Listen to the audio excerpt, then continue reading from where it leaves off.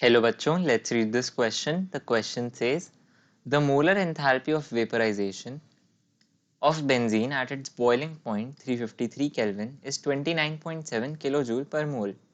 For how long in minutes would a 11.4 volt source need to supply a 0.5 ampere current in order to vaporize 7.8 grams of the sample at its boiling point, rounded off to nearest integer.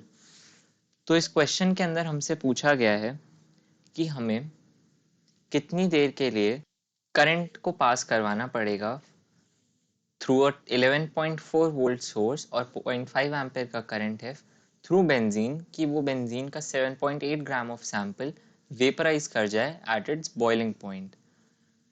और हमें given है benzene की molar enthalpy of vaporisation at its boiling point 353 kelvin की concept.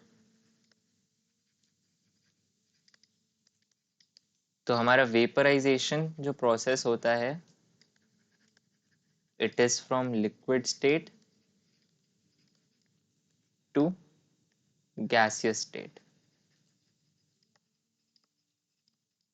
और जब ये equilibrium में होता है तो उस टेम्परेचर को हम कहते हैं, जहाँ पे vapour pressure of the liquid is equal to vapour pressure of the gas, उस टेम्परेचर को हम कहते हैं boiling point.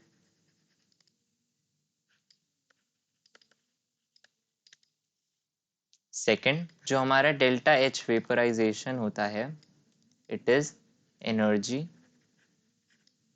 Required to vaporise a substance. और जो मोलर एंथैल्पी ऑफ वेपराइजेशन होता है, यानी कि delta H not of vaporisation, वो होता है energy to vaporise 1 mole of substance at its boiling point. तो ये हमारे पास गिवन हो गई वैल्यूज। तो अब इन सब तो हमारे पास इन सब चीज़ों की वैल्यूज पता है और हमें बोला गया है कि टाइम बताएं हम कि कितने टाइम में 7.8 ग्राम बॉयल इवेपोरेट हो जाएगा। तो इसके लिए हमारे पास फोर्थ फॉर्मूला जो कि है energy is equal to the voltage multiplied by the current multiplied by the time for which the current is allowed to pass। तो ये फॉर्मूलाज हम यूज़ करेंगे और हम फाइंड करेंगे कितना टाइम हमें करंट को पास कराना है ताकि बेंजीन वेपराइज हो जाए। तो हमारे पास जो एनर्जी, तो हमारे पास कितने मोल्स हैं सबसे पहले हम निकालते हैं। तो molar mass of benzene is equal to 78 gram per mole.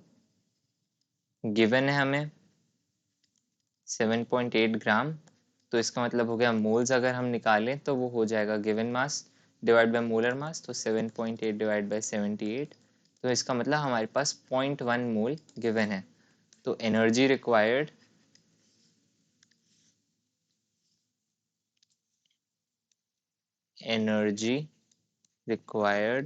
To vaporise energy required to vaporise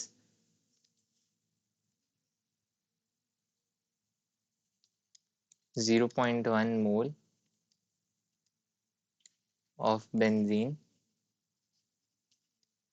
is equal to 0.1, यानी कि जितने मोल्स हैं हमारे पास, multiplied by the molar enthalpy of vaporisation.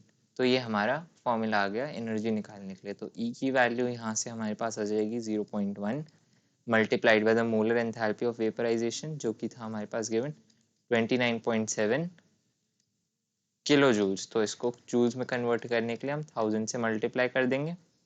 तो हमारे पास जो वैल्यू ऑब्टेन होगी वो होगी 2970 जूल्स। तो 2970 जूल्स हमारे पास हीट चाहिए होगी ताकि 7.8 ग्राम यानी कि 0.1 मोल ऑफ बेंजीन इवेपोरेट हो पाए। Now second formula, E is equal to V multiplied by I multiplied by T। तो अगर हम वैल्यू सब्सटीट्यूट कर दें तो 2970 is equal to 11.4 volt multiplied by 0.5 multiplied by time, और टाइम हमारा इसके अंदर सेकंड्स में आएगा क्योंकि सब कुछ स्टैंडर्ड यूनिट्स में है। तो टाइम की value is equal to 2970 divided by 5.7 which is equal to 521.05 seconds, जिसको हम लोग अप्रोक्सीमेटली लिख सकते हैं time is equal to 521 seconds. Now हमें वो गिवन था मिनट्स के अंदर निकालने का, तो हम 521 को डिवाइड कर देंगे 60 से, जिसकी वैल्यू हमारे पास 8.6 मिनट्स आएगी, और इसको हमें करना था राउंड ऑफ, तो टाइम हमारे पास हो जाएगा 9 मिनट्स। तो हमारे पास जो आंसर है इसका वो हो जाएगा 9 मिनट्स। तो अगर हम 9 मिनट्स के लिए 11.4 वोल्ट्स का वोल्टेज और 0.5 एम्पेयर का करंट 7.8 ग्राम ऑफ बेंजीन के सैंपल के थ्रू पास करेंगे, तो वो इवेपोरेट हो जाएगा। So the final answer is time t